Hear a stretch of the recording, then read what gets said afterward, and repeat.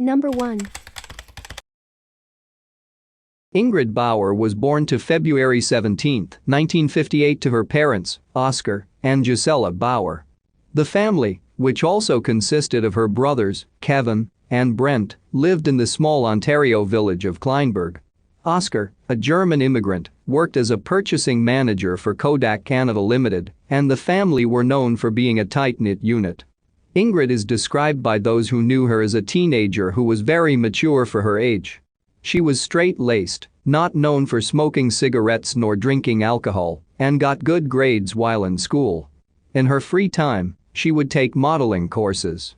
The family's home was located on Pennon Road, an east-to-west street that runs west from Islington Avenue for approximately 4 miles north of Highway 7 and along the south edge of Kleinburg. Ingrid's boyfriend, 14-year-old Larry Teeple, lived just 4.7 miles away, so the pair would often visit each other. Given Kleinburg was semi-rural and not as developed as other residential areas around Toronto, there was no public transit, and thus Ingrid often found herself hitchhiking in order to visit Larry. In early August 1972, the Bauer family spent a few days at their cottage in Thornbury, Ontario. On the 11th of the month, Oscar made his way to the cottage, having had to work a few days, while the rest of the family began their vacation.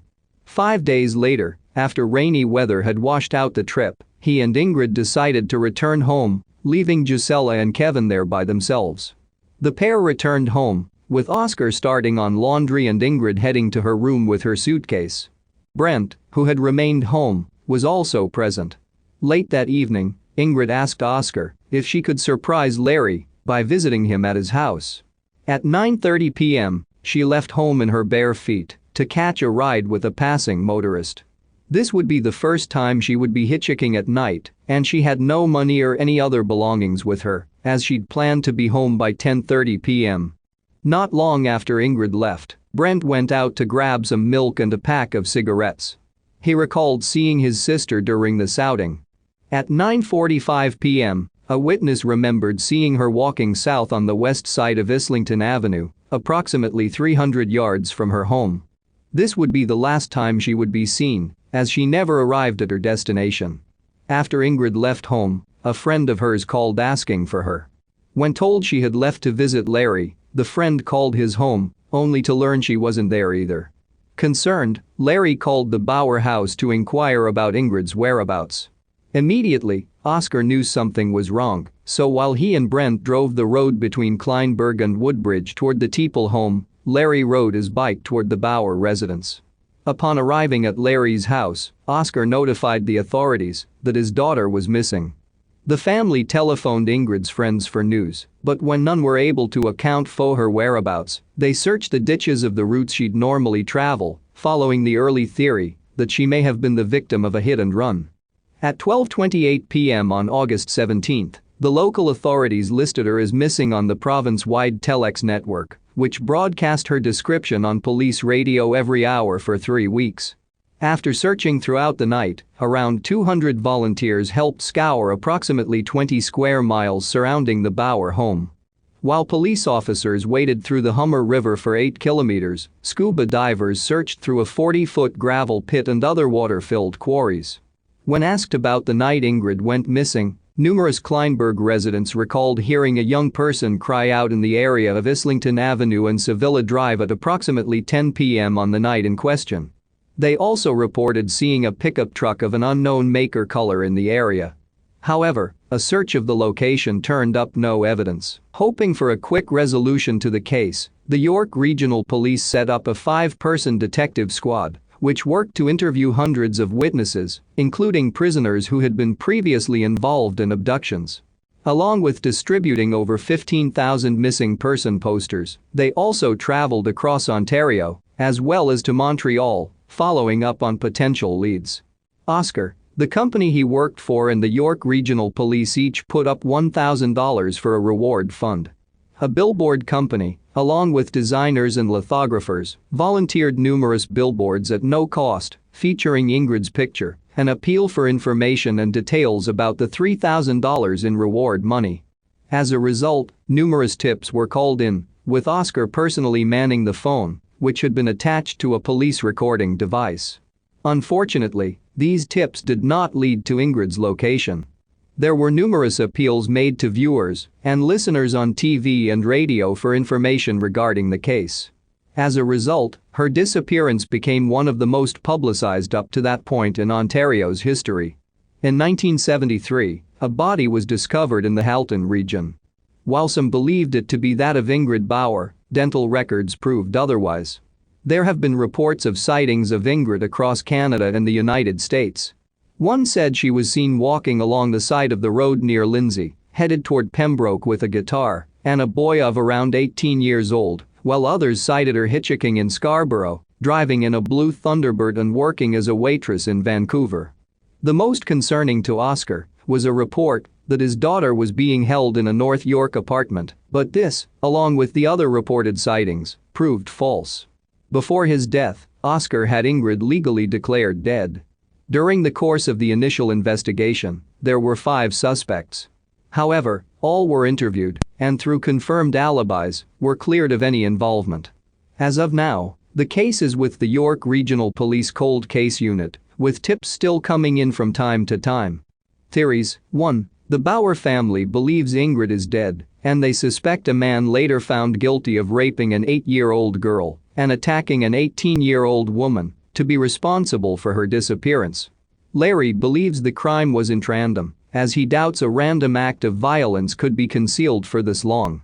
2. Another theory in the case is that Ingrid was picked up by someone while hitchhiking to Larry's house and was killed. However, given the lack of evidence or a body, there's little to prove if this is what occurred. Ingrid's father has since passed away.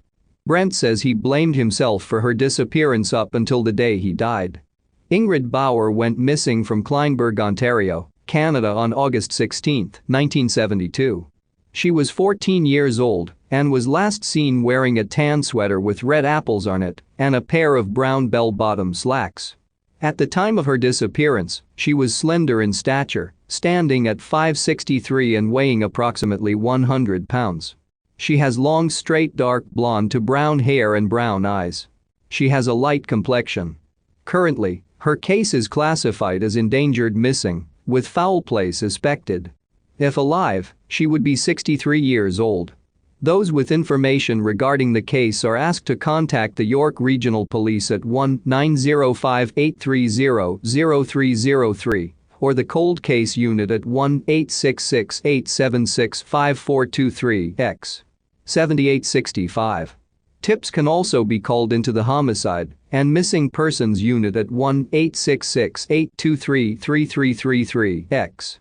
7778 or anonymously via Crime Stoppers at 1-800-222-8477. Number 2.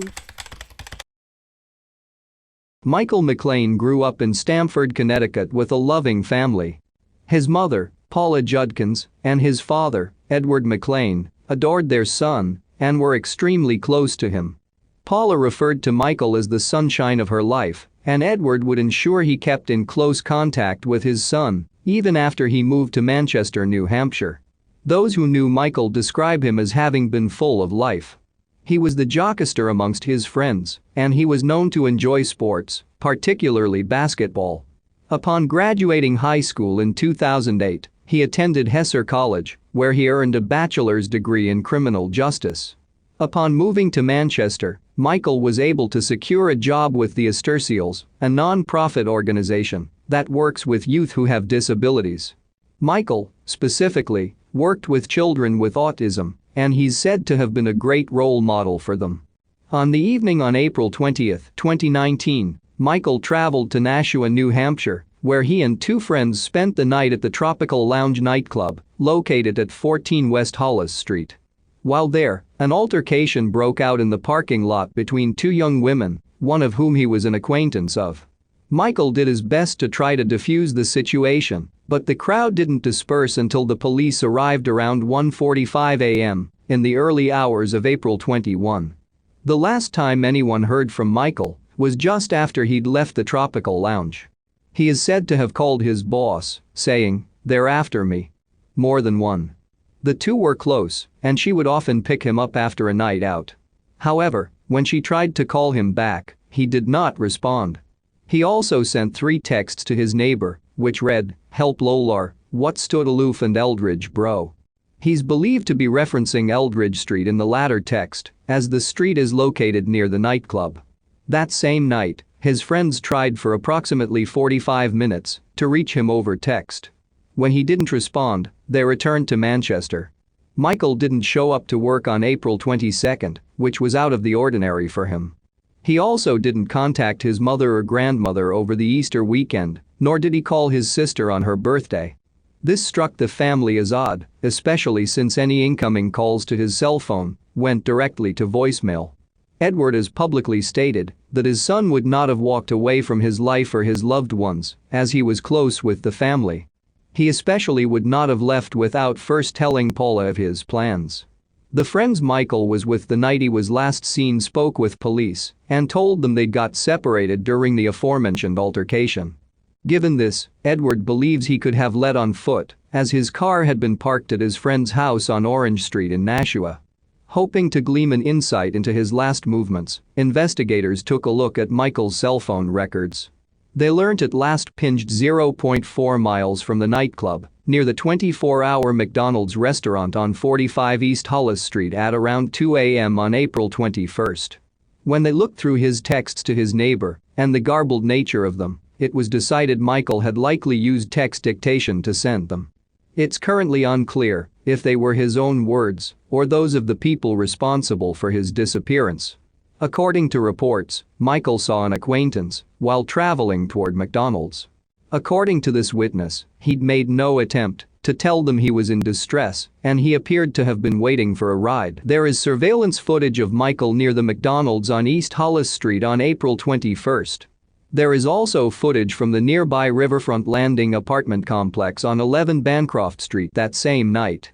Timestamp 3:30 a.m. It showed him entering and exiting the complex's parking garage, located toward the rear of the building. He is also said to have stopped into a convenience store on East Hollis Street in order to make a call, but it's unknown if he placed any calls from this location. Paula and Edward have traveled from Connecticut to New Hampshire numerous times in order to search for Michael and talk to people about the case. They have searched nearby wooded areas, alleyways and in larger water sources, as well as along highways and underpasses. They have also went door to door and have questioned those who work at businesses located near where Michael was last seen. There has been no activity on Michael's social media accounts, nor on his credit cards since his disappearance. There are reports that investigators have concluded Michael drowned in the Merrimack River, but his family doesn't believe this to be the case, as his body has never been recovered and he is known to have been a good swimmer. In September 2019, volunteers with Lost and Missing, a national non-profit organization based in Londonderry, New Hampshire, helped the family put up hundreds of posters in the hope of getting those with information to come forward. A candlelight vigil was also held, with attendees wearing T-shirts with his name, picture and the hashtag number #BringMichael on them. While investigators have remained tight-lipped about the case, they have said it remains open and that all leads are being followed up on. They have spoken with every witness involved in the altercation at the nightclub, as well as Michael's associates and friends. While there has been a lot of social media speculation and false leads, they have not been able to determine if anything suspicious or criminal in nature occurred. As of April 2020, they have not received any recent tips. Edward says he's only received brief updates from investigators. He shares that the family doesn't feel the police are doing enough to solve the case and they are therefore incredibly frustrated. Edward, in particular, feels they haven't fully looked into all aspects of Michael's disappearance. Paula believes her son is alive and will eventually come home, while Edward has shared that he finds it hard to do everyday tasks because he's constantly thinking of Michael. The children Michael worked with at Esterseals continue to think and ask about him. Michael McClain went missing from West Hollis Street in Nashua, New Hampshire on April 21, 2019. He was 29 years old, and what he was last wearing has not been publicly released. At the time of his disappearance, he was of a medium build, standing at 5'10" and weighing 190 pounds. His brown hair was worn in braids, and he has brown eyes, but is known to wear green contacts. Both his ears are pierced, and he was last seen with a goatee-style beard. He has various tattoos on his hands and forearms. Those with information regarding the case are asked to contact the Nashua Police Department at 603-594-3583 or 603-594-3500. Tips can also be called into the Manchester Police Department at 603-668-8711. Number 3. Around the time of her disappearance, Karlie was dealing with the repercussions of having been suspended from school as a result of her having been caught using marijuana on campus. Given her grades were also plummeting, she was forced to attend counseling, which seemed to help get her marks back on track. In the days before her disappearance, her friends say she was experiencing episodes and was worried someone was tracking her via her cell phone. However, both Melissa and Lindsay have said they themselves did not observe any unusual behavior. On the evening of October 12, 2018, Karlie asked Melissa if she could attend a football game at the high school, but had actually planned on going to a house party with her boyfriend. Unaware of her stepdaughter's real motives, Melissa granted her permission. At around 8 p.m., Melissa called and asked if she needed a ride home from the game, but was reassured by Karlie that her boyfriend would be driving her home. The events after this phone call are the result of information gleaned from Karlie's parents and those who were at the party. According to attendees, Karlie began to panic and became frantic and is said to have been near impossible to console. At 8:30 p.m., she called Melissa and asked her to pick her up from the trailer park where the party was being held, saying, "Never mind, hurry up. I changed my mind, come get me. I'm booking it down Dixon Lane. Hurry. Hurry.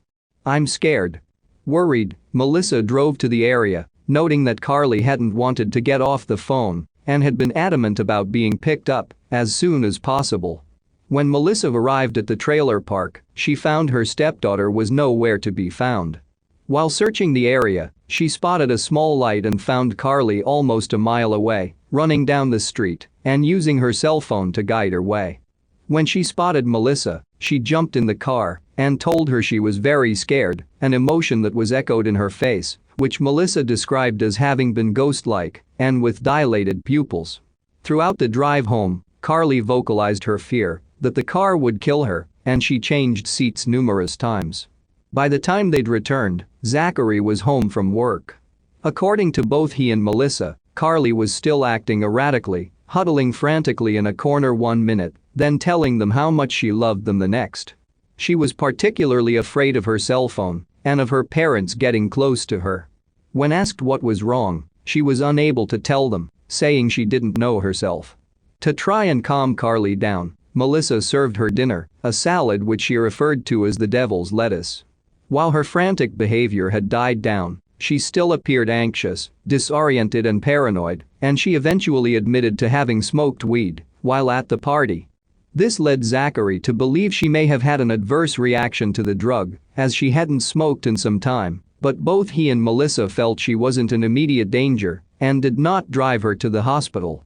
After dinner, Melissa and Karlie spent time in her bedroom, painting their toenails, coloring and reading from the Bible.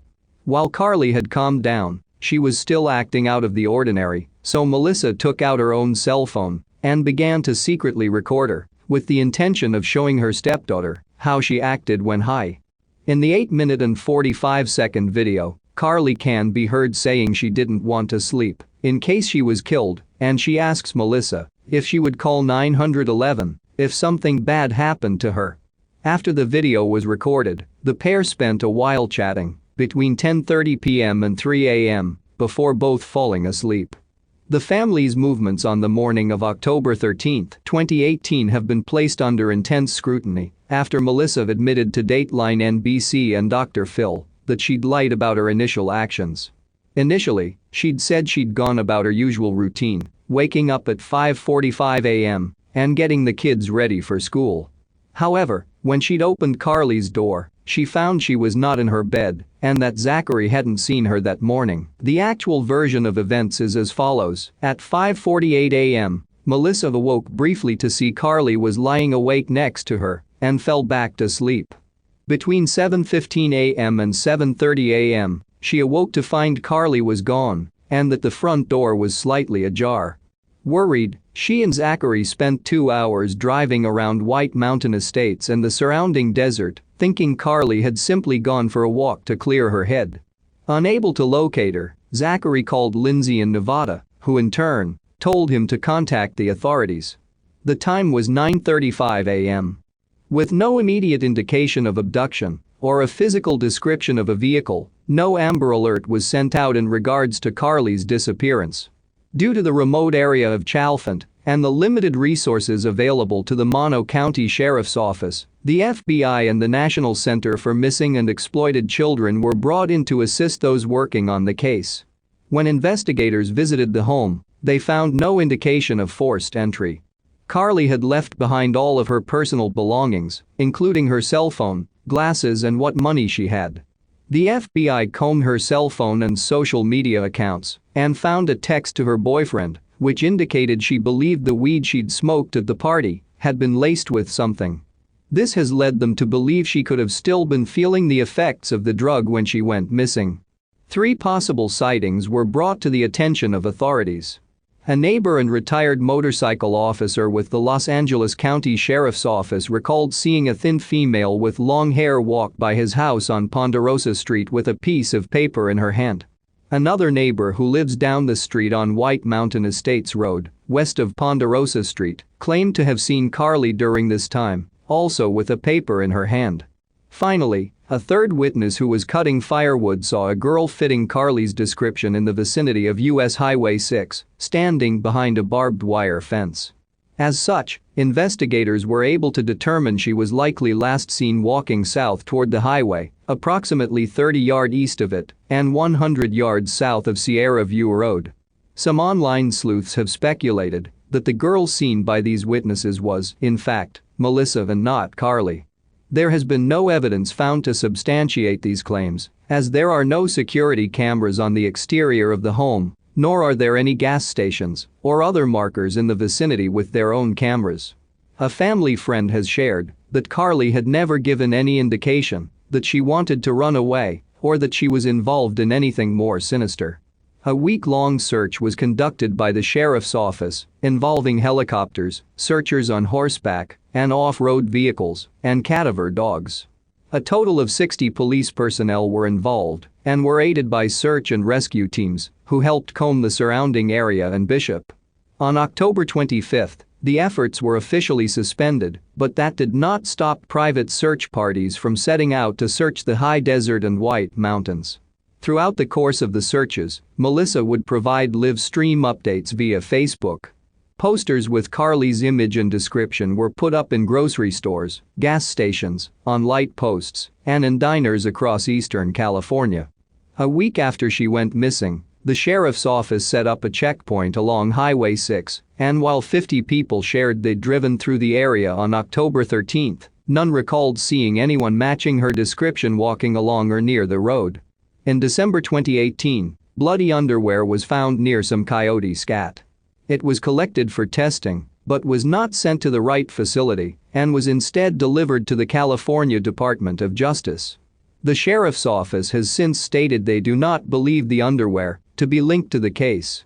There have been reported sightings of Karlie in California and Nevada, but none of them turned out to be her. In January 2019, 18-year-old James Doolin pleaded guilty to contributing to the delinquency of a minor in relation to Karlie's use of weed at the party the night before she disappeared. He'd initially been arrested on allegations that he provided the weed to her. As of publishing, the case is still being investigated as a missing persons case due to the lack of evidence that a crime occurred. Investigators do not currently have a theory as to what happened and, as such, are open to all possibilities. Although their tip line has received numerous calls, there have been no viable leads. Given the lack of evidence or direction, no one has been cleared of involvement and no one has been charged in relation to the case. A private investigator who was hired by Lindsay has said the sheriff's office has not followed proper protocol when investigating Karlie's disappearance, citing the fact they didn't take her bedding for analysis. They also did not search through the family's cars. Lindsay fears her daughter may have overdosed on the night she went missing, while Melissa believes she was abducted. Lindsay recalls a chat she had with her daughter, where she asked about LSD. This has led her to suspect she took the drug and was high that night. She feels Melissa woke to find Karlie had died in the night, this given her lack of credibility, as she's shared 4 or 5 stories about the events of that night. Melissa denies this and any involvement in Karlie's disappearance. Theories. 1. The theory provided by Lindsay and many online sleuths is that Karlie died as a result of a drug overdose. Many feel she never made it out of the house alive, and some have noted that Karlie's erratic behavior could not have solely been the result of her having smoked weed. This leads into Lindsay's belief that her daughter had taken a stronger drug, possibly LSD, which would explain her behavior and strange thoughts on the night she went missing. As aforementioned, there is no evidence Karlie died in the family home, and given the lack of a body and suspects, it's difficult to say if this is what occurred. 2. A popular theory in the case, and one that has been suggested by Melissa and Zachary, is that Karlie was kidnapped, most likely while walking along Highway 6. During an interview with the Guse family, Dr. Phil speculated that she may have been picked up by human traffickers while walking along the highway, meaning there is a possibility she could still be alive, but forced to work in prostitution. 3. A final theory states that Karlie's disappearance is related to that of Madeline Lingenfelter, who went missing from Reno, Nevada on September 19, 2018. There is no evidence to support this theory, as Madeline's body was eventually located and her cause of death deemed a suicide. The Bring Karlie Home and Justice for Karlie Guse Facebook pages have been created to help raise awareness about the case. Karlie's disappearance has been featured twice on the Dr. Phil show, with her mother, father and stepmother all making appearances. The case has also been covered on the Crime Stories with Nancy Grace podcast. Throughout the course of the investigation, the family has been subjected to ridicule and cruel comments by those online who believe Melissa and Zachary had something to do with the disappearance. At the beginning of every football game at Bishop Union High School, the announcer reminds attendees to keep Karlie in their thoughts and prayers. Lindsay has kept up a constant stream of social media posts in an effort to keep awareness of the case in the public eye. She has pleaded for anyone with information to come forward and report what they know to authorities. Karlie Lane Guse went missing from Chalfant, Mono County, California in the early hours of October 13, 2018. She was 16 years old and is believed to have been wearing a white t-shirt, Vans shoes, and either dark gray sweatpants or a pair of skinny jeans. It has been noted she was not dressed for the harsh elements of the surrounding desert. At the time of her disappearance, she stood at 5'73" and weighed 110 pounds. She has brown hair and blue eyes, and her left nostril is pierced. Currently, her case is classified as endangered missing. If alive, she would be 18 years old. Those with information are asked to contact the Mono County Sheriff's Office at either 760-932-7549 or 760-932-5678. Tips can also be called into the Sacramento office of the FBI at 916-746-7000. Number 4. Kierra Coles was born on September 24 of 1991 or 1992 to her parents, Joseph Coles and Karen Phillips. The fourth of 5 children, she was constantly encompassed by love and was close with her family, especially her mother. The pair would speak on an almost daily basis, with Kierra constantly keeping Karen in the loop regarding her life. Kierra had 2 jobs, one as a letter carrier for the United States Postal Service, a company she'd worked for since April 2017, and part-time as a Lyft driver. Her job with the Postal Service was based out of the Charles Hayes Post Office, where she would fill in as needed on various routes. 2018 was year of big changes for Kierra. She had recently moved out and gotten her own apartment, which was located near the intersection of 81st Street and Vernon Avenue in Chicago's East Chatham neighborhood, and she had purchased a new car. It was also the year she got pregnant with her first child. According to Karen, Kierra had worked hard to become a permanent employee with the Postal Service so that she could start a family of her own, and she is said to have been very excited about becoming a mother. Her baby was set to be born on April 23, 2019.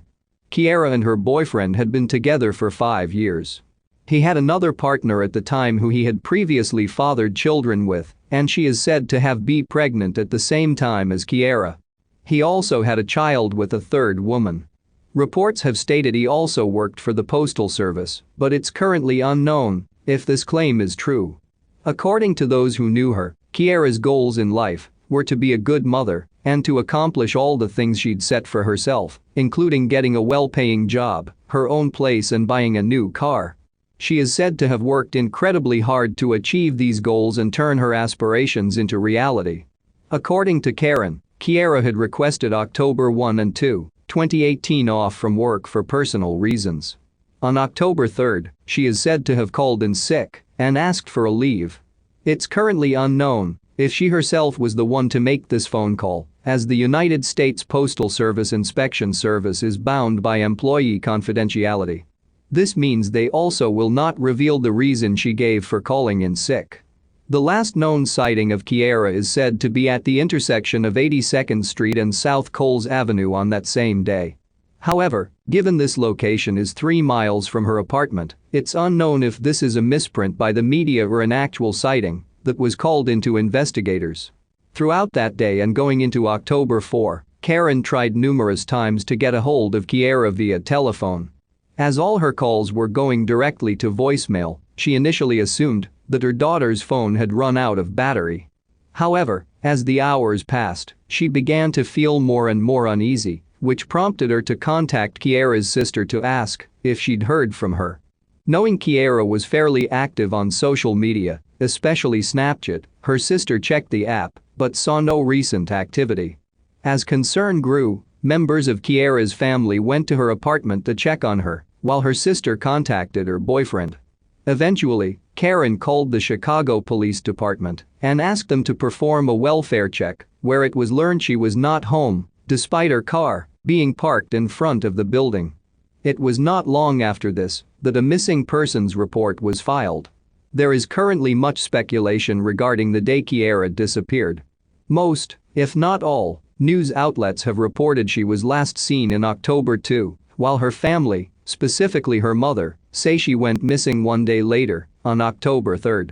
The miscommunication comes from the fact that she was last seen in person on the 2nd, while surveillance footage found would potentially show her last movements the following day. Initially, the police department treated the case as a non-suspicious missing person, a distinction that would change as the weeks went on and investigators began to suspect foul play. The USPS Inspection Service also launched its own investigation, given it is the law enforcement branch of the United States Postal Service. When speaking with investigators, Karen revealed that she'd last spoken to her daughter just a few days before her disappearance and had last seen her in person the Sunday before. At the time, she'd been happy about hearing her baby's heartbeat. As for what they discussed, Karen shared that Kierra had been curious about what type of milk was the best. Her sister revealed that she'd last saw her when she'd picked her up from work on the Monday before she went missing. This information conflicts with that shared by Karen, who'd said Kierra had taken that Monday, October 1, off from work. Finally, a family friend said she'd last been seen by them and her aunt when they went to an appointment with her.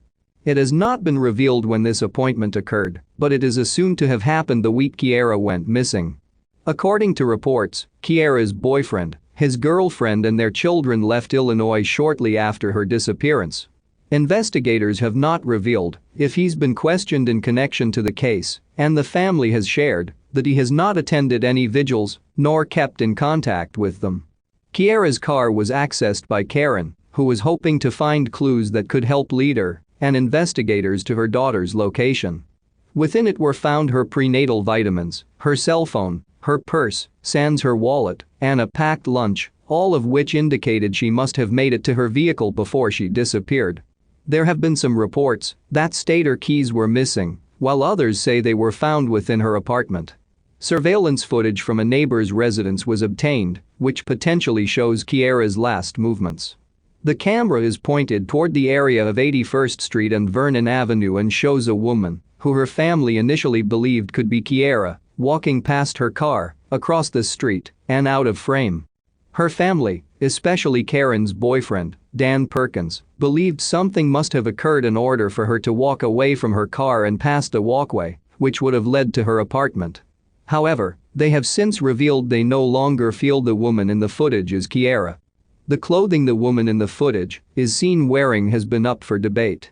Some feel she's wearing a postal service uniform, indicating that Kierra is the one captured on the film, while others feel it doesn't match what is typically worn by postal workers. There's also a question regarding why Kierra would be wearing her work uniform if she had called in sick that day. A representative with the USPS Inspection Service has publicly shared that the organization does not believe the woman in the footage to be Kierra, as there are other postal workers who live on the same block. A search for more surveillance footage has been unsuccessful. Her family wanted to confirm through her cell phone that Kierra was the one to call in sick, but they were unable to, due to the passcode she'd used to lock her phone. When Karen spoke with the person who'd answered the call, they were adamant that the individual they'd spoken to was, in fact, Kierra.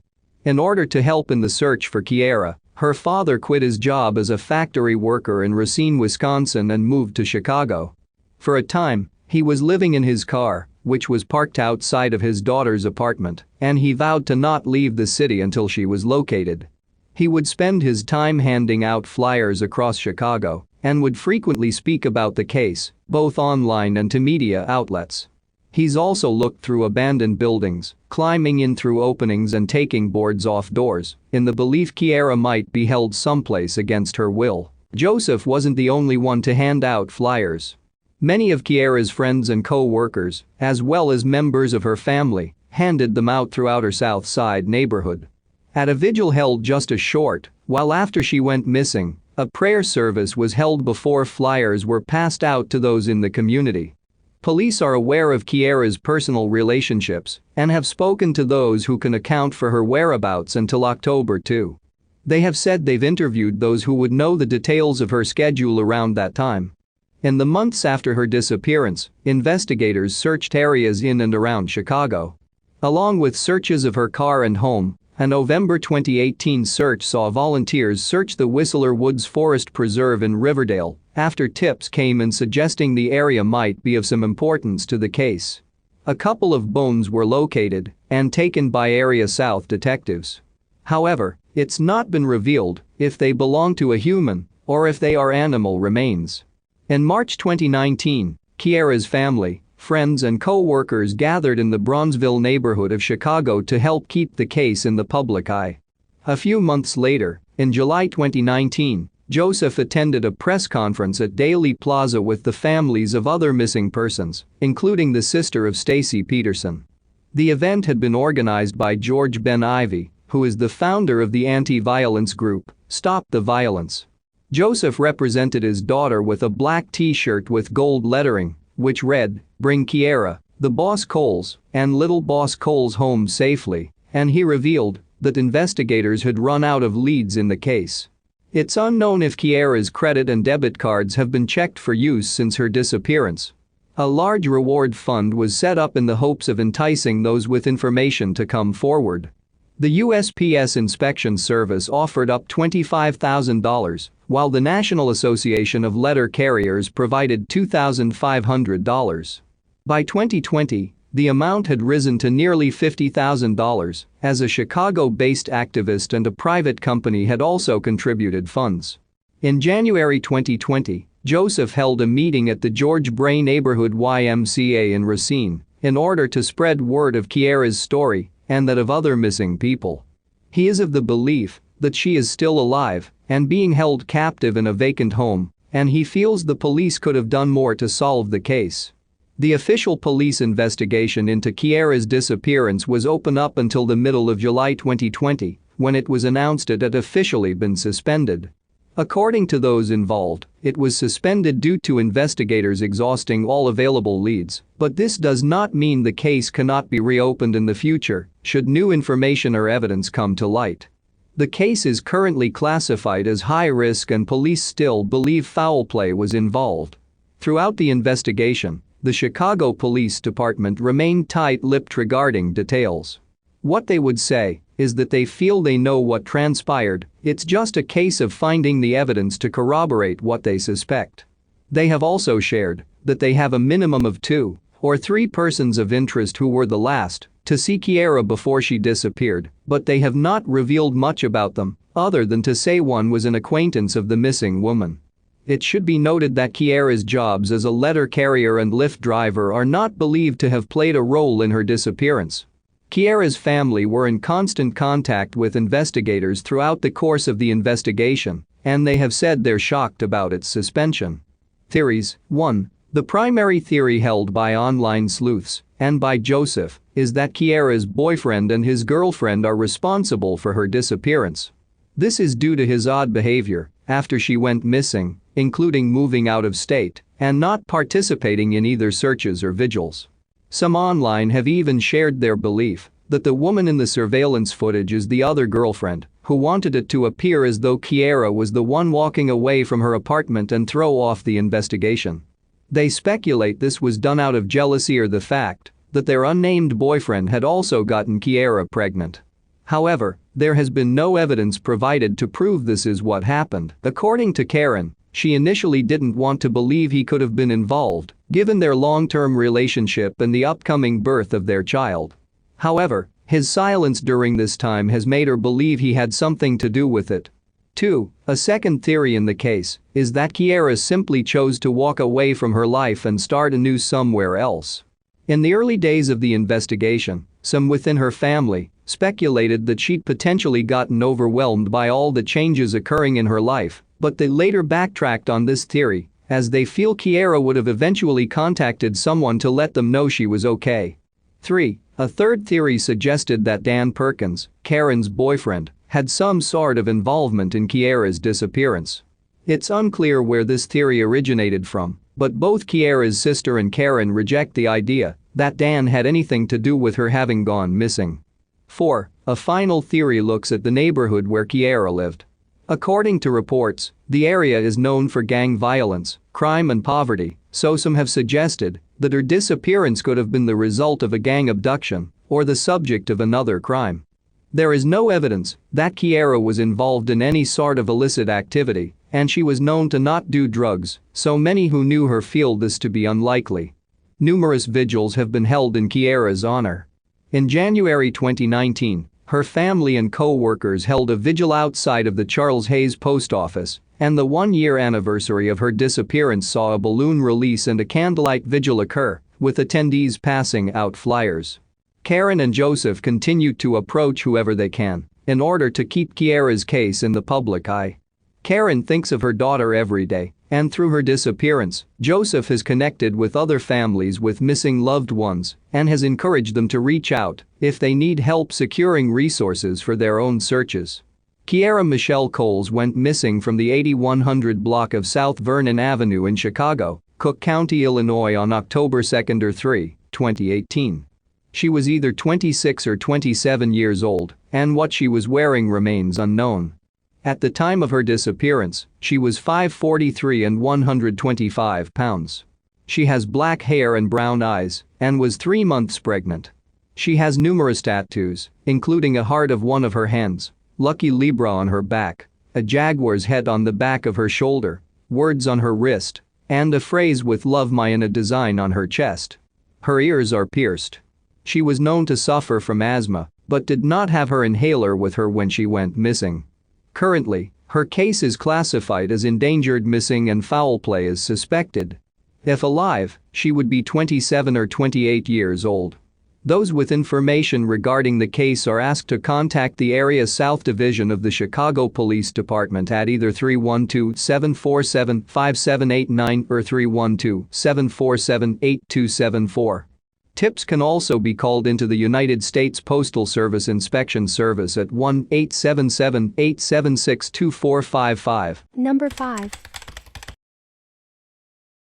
The remnants of Hurricane Andrew were headed for Tupelo, Mississippi on the morning of August 27, 1992, but the storm hadn't hit yet when Vicki Yarborough left for work around 7:50 a.m. Her daughter, 13-year-old Leigh Occhi, was awake when Vicki left for work, but still in her nightgown. She promised her mother she would be dressed and ready to go when her grandmother came to pick her up later that morning. She was going to an open house at her middle school and didn't want to be late. Less than an hour after she arrived at work, Vicky called home to check up on Leigh. Whenever she called her daughter, she would let the phone ring twice, hang up, then immediately redial. This ensured Leigh knew it was her mother calling and would answer the phone. On that morning, however, Leigh failed to pick up. After trying a few more times, Vicky couldn't shake the feeling that something was wrong. She left work and made the short drive home to make sure Leigh was okay. Her blood ran cold when she pulled up in front of her house and saw that the garage door was wide open and the light on the automatic door opener was lit. Since the light would turn off about 5 minutes after the door opener was used, it appeared someone had just left. When Vicky got into the house, she was horrified by what she saw. There was blood smeared on one of the walls and trailed down the hallway. Yelling for Leigh, she quickly checked all the rooms in the house but couldn't find her daughter. She ran outside into the backyard, checked the shed, then came back inside and called 911. Police arrived within minutes and immediately knew that they were not dealing with a runaway teenager. The 2 officers who had been dispatched made the wise decision to call for a detective to come to the house. Lead Detective Bart Aguirre received the call and headed straight to the residence. He took a cursory look around the home and noticed blood and hair on a door frame, a pool of blood on the carpet, and drops of blood leading down the hallway. Vicky showed him the nightgown Leigh had been wearing when she last saw her. It was stained with blood and had been thrown into a laundry basket. In the master bedroom's bathroom there was evidence that someone had tried to clean up, leaving a pink sheen of blood on the counter. Nothing else in the home appeared to be disturbed, and there was no sign of forced entry. Police and volunteers started searching the surrounding area for Leigh, but the stormy weather made it difficult. Bloodhounds had no luck in picking up on a scent trail, and the weather was too bad for aerial searches. Detectives began interviewing everyone who knew Leigh, starting with immediate family. They were hoping to uncover clues that would lead them to Leigh. As soon as the storm passed, a helicopter was dispatched to fly over the area. Detectives were hopeful that an aerial search might reveal evidence they had missed during the ground search, but the helicopters didn't have any luck either. Unable to find any evidence outside, detectives went back to the home and continued looking for clues. They told the media that foul play appeared to be involved in Leigh's disappearance. Although they had no suspects at that time, they had not ruled anyone out. Everyone was considered a person of interest until they had enough evidence to point in a specific direction. To make sure that every angle of the case was covered, the Tupelo Police Department created a task force on September 1st. They canvassed the area looking for anyone who might have seen something unusual on the day Leigh went missing. While local residents desperately wanted to help find Leigh, no one had witnessed anything odd. No one recalled seeing any strange cars in the neighborhood, and no one heard anyone screaming or fighting. Of course, many of the locals had been preoccupied that morning. With Hurricane Andrew headed straight for them, most had been completing their pre-storm preparations. On September 4th, a community college student in Boonville, Mississippi, called police after seeing a girl who looked like Leigh. The child had been inside a truck that went through the drive-thru of a McDonald's. Investigators went to Boonville, located about 30 miles north of Tupelo, and after locating the child in question they determined it wasn't Leigh. Vicky called police on September 9th to report getting a strange package in the mail. It was addressed to Barney Yarborough, her ex-husband, and the postmark indicated it had been mailed from Boonville. Inside were Leigh's reading glasses. Although there was no ransom note included, the FBI joined the investigation at this point and sent the package to their crime lab for forensic analysis. Detectives were hopeful that the package might be the break they needed to solve the case. Unfortunately, technicians in the crime lab had been unable to find useful evidence. The stamps had been moistened with water, not saliva, and the package yielded no fibers, fingerprints, or DNA evidence. 3 weeks after Leigh vanished, her home was sealed off and a well-known forensic expert from Hattiesburg, Mike West, was called in to go through the house. Police were tight-lipped about what, if anything, had led them to this point and the complete results of the forensic analysis were not released to the public. Early in the investigation, detectives gave polygraph examinations to Vicky, Barney, and Leigh's father, Leigh Occhi. The results were kept confidential for years, but authorities would later state that Barney and Donald had passed their tests and weren't considered suspects in Leigh's disappearance. The same could not be said for Vicky. She failed the first polygraph the local police gave her. The FBI then administered tests to Vicky on 2 separate occasions, and she failed both of these as well. Since polygraphs are not admissible as evidence in court, police can only use them as an investigative tool and can't arrest someone solely because they failed a polygraph. Vicky has continued to maintain her innocence in the case and says she only failed the tests because she was stressed out and anxious about the situation in general. As months went by, investigators grew more frustrated. They were certain that Leigh had been a victim of foul play, but they continued to come up empty in their search for physical evidence. Vicky, annoyed that police believed her daughter was dead, hired a private investigator to start looking the case over from the beginning. She also announced that she was raising the reward for information about Leigh from $2,000 to $5,000. Leigh's case remained at a standstill throughout most of 1993. Then, there was a possible break. On November 2, a farmer harvesting soybeans was surprised to find a human skull in his field. He immediately called police, who did a cursory look of the area but didn't find any other bones. The skull was sent to the state medical examiner's office so pathologists could attempt to identify it using dental records. Just 4 days later, it was announced that the skull belonged to Leigh. Her family was heartbroken. A recovery team was sent out to the area where the skull had been found, and a few hours later they announced that they had recovered the rest of the remains. 2 days later, residents of Tupelo were shocked when it was announced that the remains weren't Leigh's after all. The state medical examiner, Emily Ward, noted that most of the teeth had been missing from the skull when they initially received it, but insisted that they had not made any mistakes in the process.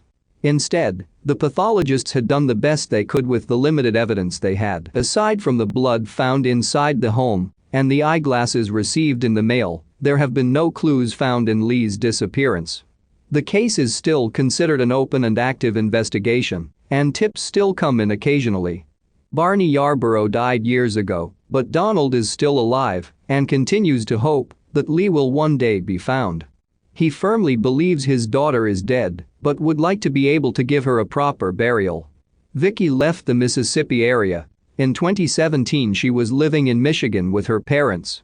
Although she insisted for years that she believed Leigh was alive, she thinks she knows who is behind the disappearance and has come to realize that there is little chance Leigh is still alive.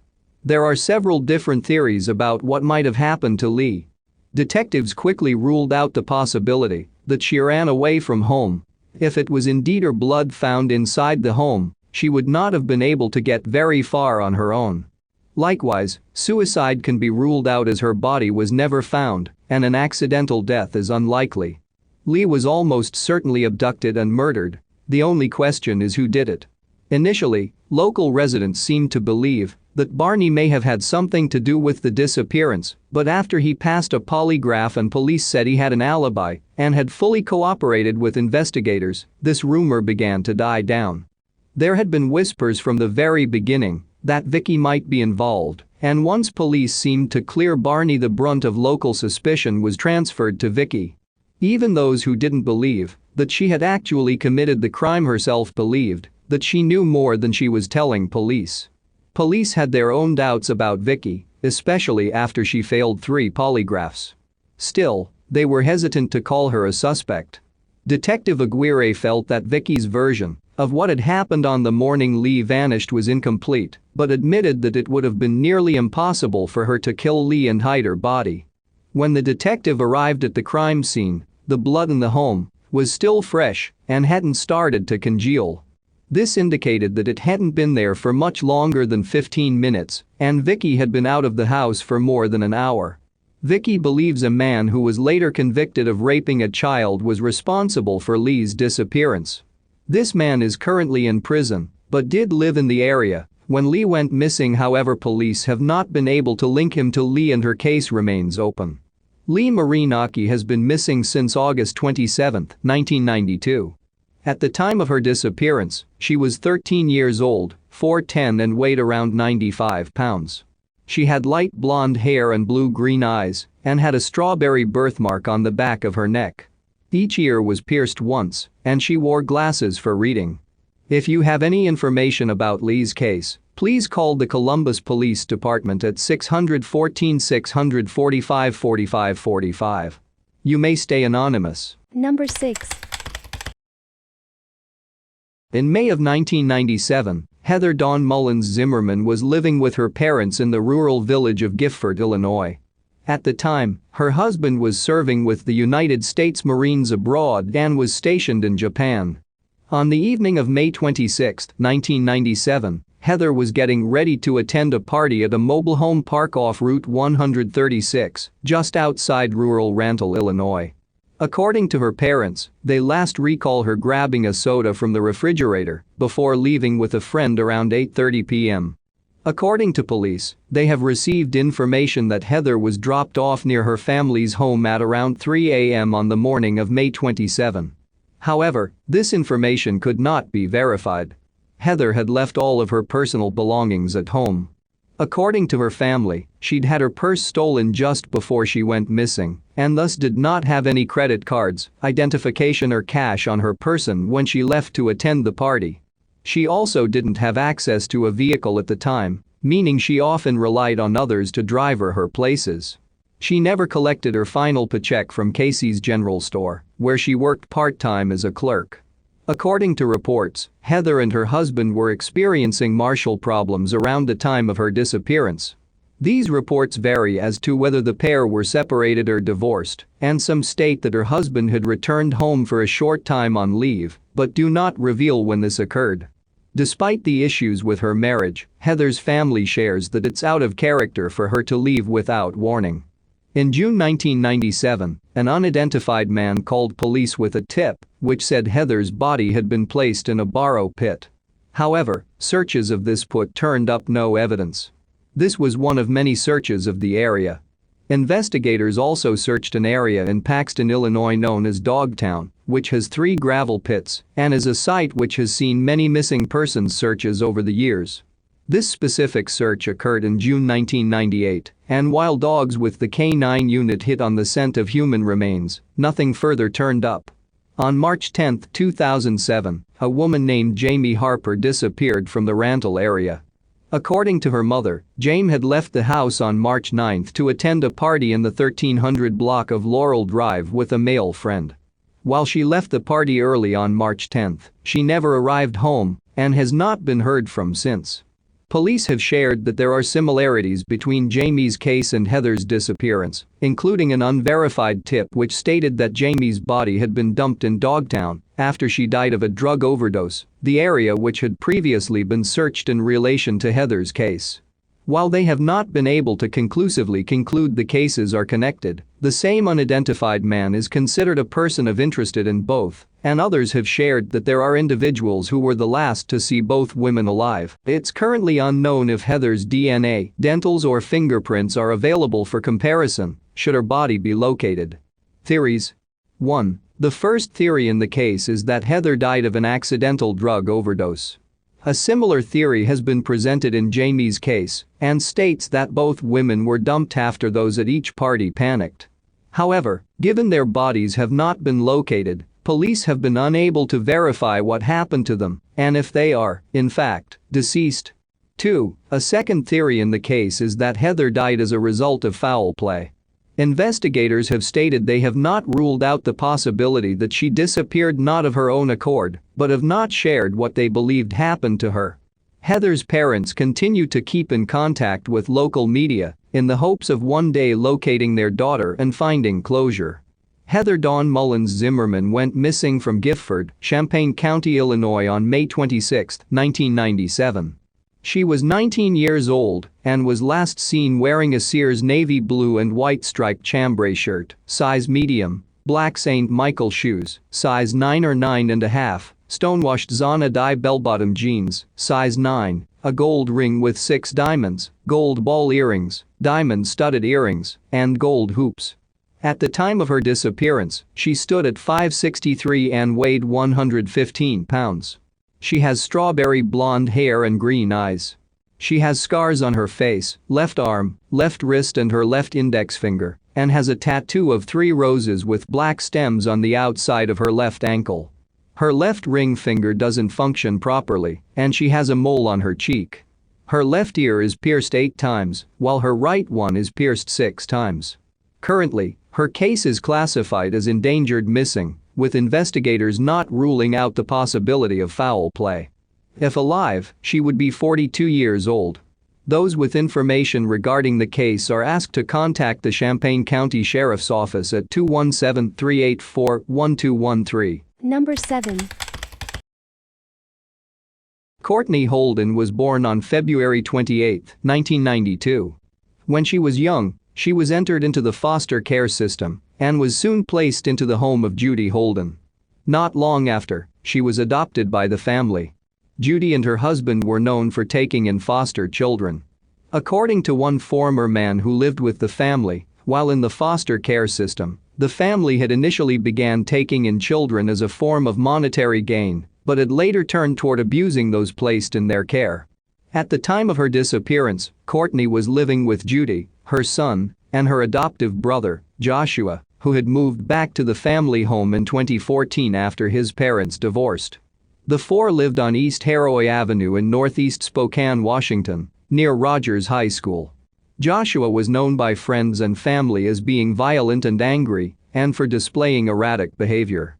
He had been diagnosed with schizophrenia and had an extensive arrest record, which included unlawful imprisonment, domestic violence and a conviction for burglary. He'd also be twice accused of rape, once in 2003 and another time in 2005. In the latter case, police were in the midst of obtaining DNA evidence when the victim stopped cooperating with prosecutors. Judy and Joshua were known to refer to Courtney as Cindy, short for Cinderella, in reference to the amount of household chores they made her do. She wasn't allowed to leave the house during the daytime, so would only be seen in the evening hours whilst doing yard chores, and Joshua had installed numerous security cameras outside the house, which were pointed in different directions. This resulted in Courtney becoming isolated from those around her, as she was prevented from interacting with neighbors and friends both in person and online. This was enforced by Joshua, who wouldn't allow her a cell phone, access to a car, or to create profiles on social media. Neighbors have reported that Courtney confided in them numerous times regarding her fear of Joshua and his overbearing rules. One regularly noticed bruising on her, which she attributed to Joshua beating her, and another said Courtney would ring them in the middle of the night, crying, to tell them how out of control Joshua had become. Visitors have also noted that Courtney's son was told to call Judy, Mom, and Joshua, Daddy, while Courtney herself was addressed by her first name. Judy and Joshua would also call Courtney's son Forrest, which is not his legal name. According to Courtney Clay, the girlfriend of Courtney's biological brother, Joshua insisted she be called by an alias while in the Holden residence, as to not confuse or upset the child. The last time anyone outside the Holdens recalls seeing Courtney is sometime during the summer of 2018. One neighbor recalls seeing her leave the house, carrying a large duffel bag. Judy had chased after her, telling her to come back, to which Courtney had responded, "I'm not staying here anymore." The incident ended with Joshua forcibly picking Courtney up and carrying her back inside the residence. Around the time she was last seen, a neighbor reported seeing Joshua set up spotlights in the backyard for 2 nights in a row while he constructed a swing set. This had struck them as odd, as he was building it in the middle of the night. Courtney had been taking prescription medication for about a year or 2 prior to her disappearance, for which she would get a refill every 1 or 2 months. She last refilled the prescription in July 2018, and it's been noted that she hadn't seen a doctor since October 2017. Whenever people inquired about Courtney's whereabouts, Joshua and Judy would offer up different explanations, including that she was off traveling with a boyfriend who worked as a long-range truck driver, that she had run off with a fiancé, and that she was in the house but did not wish speak with or see anyone. Courtney was not reported missing until October 8, 2019, a year and a half after she was last seen. Autumn Schatz, who was dating the father of Courtney's son, had contacted police to ask for a welfare check on Courtney, as she hadn't seen or heard from her in approximately 2 years. According to reports, Courtney had full custody of her son, as her ex-boyfriend had been dealing with substance abuse issues and an emergency regarding another of his children. When police arrived at the home, they found Joshua and Judy would not cooperate.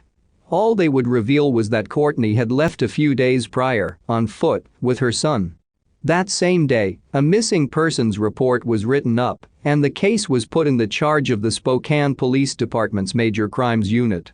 The day the missing persons report was filed, Joshua and Judy withdrew $600 from Courtney's checking account. That same day, a woman claiming to be Courtney contacted Crime Line and spoke with a police dispatcher. However, this turned out to be her adoptive sister, who, when asked, would not reveal why she had pretended to be Courtney. On October 9, 2019, Autumn further spoke with investigators and told them she'd seen Courtney's son every time she'd visited the Holden residence over the past year and a half. However, she had not seen Courtney. On October 10, 2019, Judy reluctantly allowed police officers into her home, where they came across an extreme amount of clutter, with items covering every open space on the counters. They looked in Courtney's room and found that, along with being just as cluttered as the rest of the house, the bed was bare of sheets and blankets. According to investigators, Judy was quite nervous while they were in the home and had panicked upon losing sight of one of them being a closed door. They were barred from looking inside Courtney's son's room and were told to leave not long after. Security footage was uncovered, which showed Joshua, Judy and a small child purchasing groceries using Courtney's food stamps. At one point, police officers stopped by the home to discuss Courtney's disappearance, and Joshua told them he wasn't able to talk as he was taking care of a sick cat. Those present said it was obvious that he hadn't wanted them entering the home. On October 24, 2019, a search warrant was executed on the Holden residence. It was discovered Joshua and Judy had moved away, taking with them their 6 pets and the DVR from the home's surveillance system. The search uncovered 82 pieces of evidence, including Courtney's ID cards, numerous computers, 18 cell phones, handwritten blackmail notes and the missing woman's journal. Police would later search the home with cadaver dogs, but nothing of value was uncovered. In mid-November 2019, cell phone numbers associated with Joshua and Judy were deactivated. However, 2 new ones with Texas area codes were activated the same day. A month after Joshua and Judy left Spokane, a neighbor called police to say there was activity at the pair's home. It turned out to be Judy's daughter and her husband, who had flown up from Texas to check on the home. They told investigators that they hadn't seen Courtney in 2 years and that Judy was off on a retirement road trip. There was a contradiction in their stories when it came to the location of Courtney's son. While Judy's daughter said he was with Courtney, her husband revealed the child was actually in the company of Judy and Joshua. On December 19, 2019, police located Joshua and Judy living with a relative in Plano, Texas. Courtney's son was with them and was swiftly placed in the care of Child Protective Services before being returned to his father. The pair were arrested with the aid of other police agencies and were charged with identity theft for accessing Courtney's bank account and custodial interference in relation to the concealment of her son. Upon their arrest, the 2 were booked into Collins County Jail. Joshua would later be moved to Oklahoma, while Judy would wind up locked up in Nevada. Despite searching through where the Holdens had been staying in Texas, investigators were unable to find anything that would help them uncover Courtney's location. They also searched other properties associated with the pair, but again came up empty. According to authorities, they are not pursuing charges against other family members, whom they found impersonating Courtney during phone calls with police and communicating with Joshua from jail regarding hiding some of his personal belongings. Police searched a vehicle and travel trailer belonging to Judy. It was located at a RV park in Oklahoma, where Judy and Joshua had checked in under false names in November 2019. In March 2020, a Spokane lawyer took on the case in defense of Joshua and Judy. He requested the court release the pair from custody, as at the time they were fighting extradition back to Washington, and said they would willingly make their way to the state in order to reveal the truth regarding Courtney's whereabouts. While he would not provide any new information regarding her location, he did say he planned to find her as part of Judy and Joshua's defense. The lawyer argued that the judge ordered Judy's release in light of the COVID-19 pandemic and removed Joshua's felony warrant so he wouldn't be rearrested. While the judge wouldn't quash Joshua's warrant, he did say that Judy could be released if the Spokane Police Department could confirm that Courtney's son was safe. That same month, Joshua was released from federal custody in Oklahoma due to health concerns in light of coronavirus outbreaks occurring in American prisons. He was returned to jail in Texas. Police have spent months interviewing witnesses in order to determine what exactly was happening within the Holden residence at the time of Courtney's disappearance. They have publicly stated they believe Courtney to be deceased, as their investigation has not turned up any evidence to show the opposite. Her friends also feel this to be the case. Joshua and Judy remain the primary and only suspects in the ongoing investigation. Theories. 1. The only theory in the case is that Judy and Joshua Holden are responsible for Courtney's disappearance, which was likely the result of a homicide. This is due to numerous factors, including the physical abuse Courtney faced from Joshua, his past criminal charges, and his controlling nature. Family members have also shared that he once stated he could successfully kill a person and hide their body from police. When paired with both he and Judy's unwillingness to cooperate with the investigation and them allegedly fleeing not long after the missing persons report was filed, many involved with the case feel the pair had a hand in what happened to Courtney. Courtney Kierra Holden was last seen in Spokane, Washington during the summer of 2018. At the time of her disappearance, was 26 years old, stood between 5'53" and 5'73", and weighed approximately 150 to 170 pounds. She's of Native American heritage, with black hair and brown eyes. Currently, her case is classified as endangered missing. If alive, she would be 28 years old.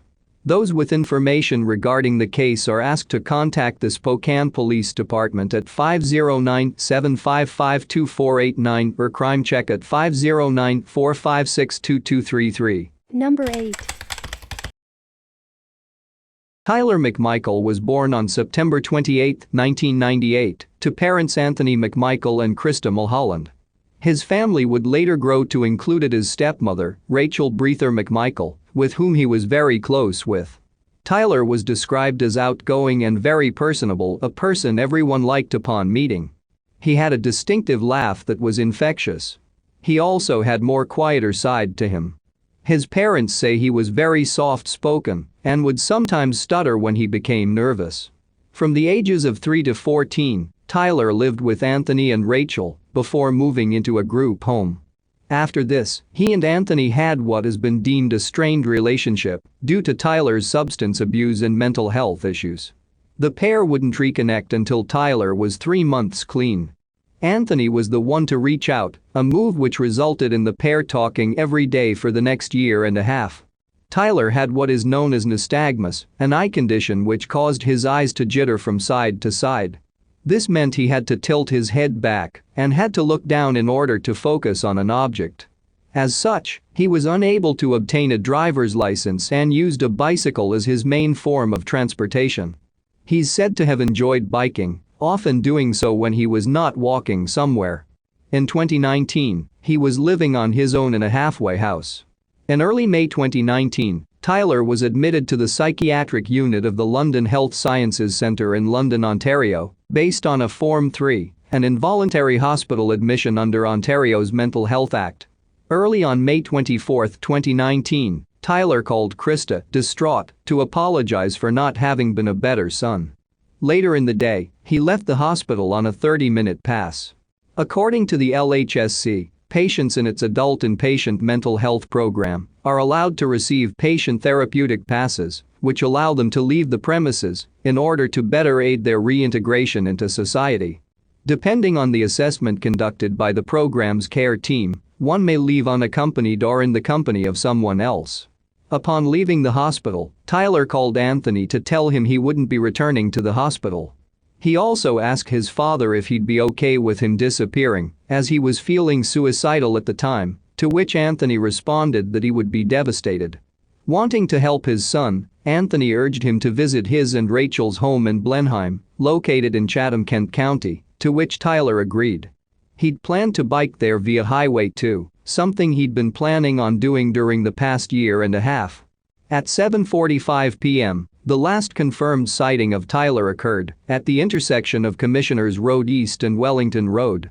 At around 9:30 p.m., Tyler called Krista from Victoria Park in downtown London to tell her of his plans to bike to Blenheim. He told her he'd be stopping by her house before in order to grab a bike light, but never showed up.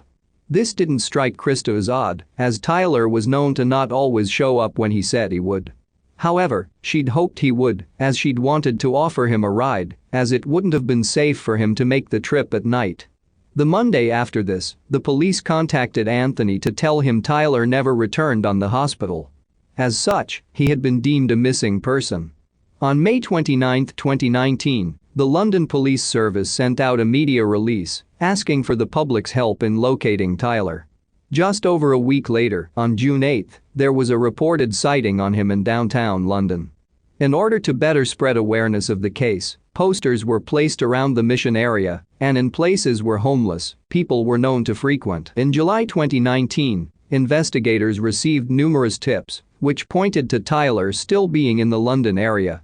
A few months later, in October 2019, there was a supposed sighting of him at the intersection of Waterloo Street and Dundas Street. The tipster said he'd been wearing a blue denim-colored button-up shirt and a blue baseball cap. However, this sighting has not been confirmed. In November 2019, the London Police Service renewed their appeal for information.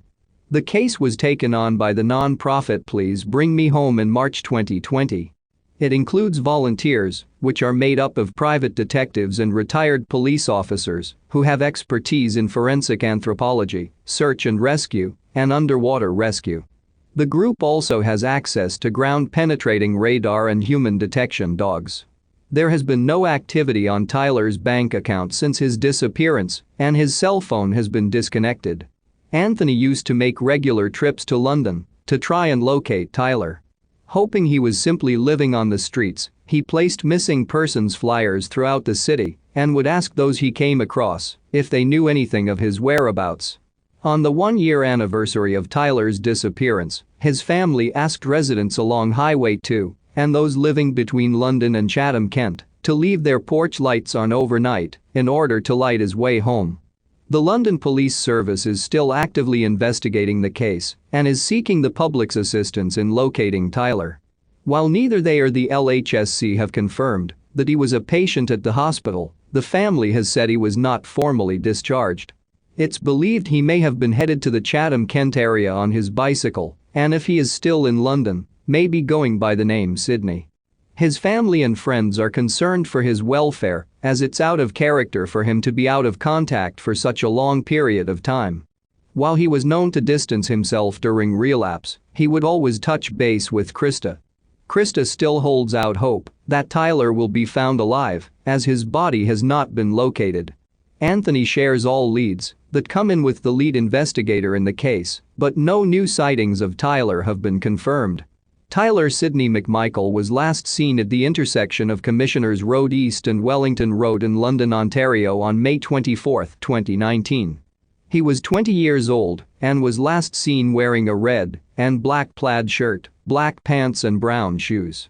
At the time of his disappearance, he stood at 5'10", weighed approximately 170 pounds, and had a slim build. He has short, light brown hair, which may now be shaved, and blue-green eyes. He has a very light brown birthmark on his cheek, which is usually covered by a goatee, and is said to have a small cross tattoo on his hand, with 3 lines underneath. He may not have any money or his ID on him. He is known to have connections to the Stratford and Chatham, Kent areas. He may also have connections in Mount Bridges and Strathroy. Currently, his case is classified as a missing persons investigation. If alive, he would be 21 years old.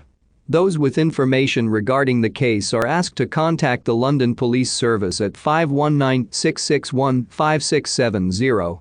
Tips can also be called into the Ontario Provincial Police at 1-888-310-1122 or submitted anonymously via Crime Stoppers at 1-800-222-8477.